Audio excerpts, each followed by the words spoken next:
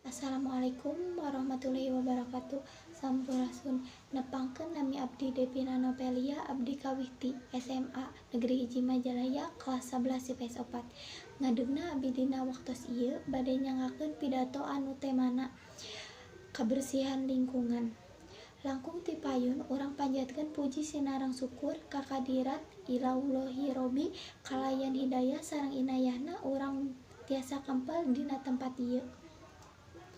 Sholawat sinareng salam mugi ngocor ngagolontor ka junjungan Nabi Muhammad sallallahu alaihi wasallam. Ibu guru nu dipikahormat, kasempatan ieu simkuring bade ngadugikeun pidato perkawis kebersihan lingkungan.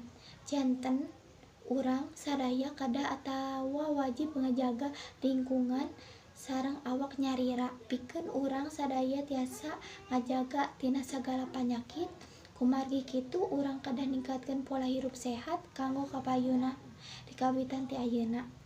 Tina salah sahiji hadis nerangkeun inna dofatu minal iman, anu hartosna kabersihan teh sabagian tina iman. Tina hadisna urang tantu tos ngartos maksad sareng tujuanna nyaeta urang teh umat muslim anu ngagaduhan iman dina jero hate urang. Upami urang sadaya iman ka Allah, berarti urang kudu bersih atanapi suci tina sagala kokotor, boh dina hadas alit atanapi dina hadas ageung.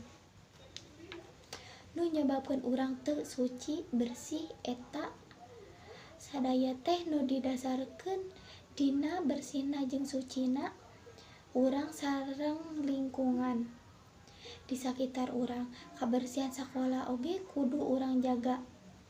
Urang kudu mika cinta kabersihan sangkan hate urang ge milu bersih. Kabersihan teh aya mangarupi-rupi macamna, nyaeta aya bersih hate, bersih jiwa, bersih raga, jeung bersih rohani.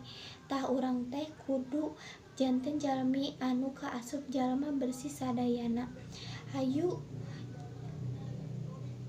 urang sasarengan ningkatkeun pola hirup sehat kanggo kasayan urang sadaya sangkan tiasa leuwih getol kana ibadahna ka Gusti Nu Maha Welastur Maha Asih. Mung sakitu nu kapihatur, hapunten bili aya kalepatan, mugi urang sadaya tiasa ngalah hikmahna. Wassalamualaikum warahmatullahi wabarakatuh.